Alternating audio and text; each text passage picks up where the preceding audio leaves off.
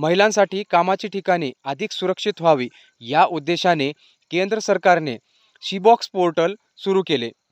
शीबॉक्स पोर्टलचे उद्घाटन अन्नपूर्णा देवी महिला व बालविकास मंत्री अन्नपूर्णा देवी यांनी दिल्ली येथे या पोर्टलचे उद्घाटन केले.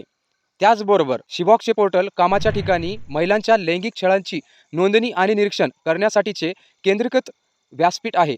तर या शीबॉक्स या पोर्टलची महाराष्ट्रातील त्याचबरोबर देशातील सर्व मुलींनी पुरेपूर फायदा घेतला पाहिजे, त्याच उद्देशानं या पोर्टलची सुरुवात करण्यात आलेली आहे.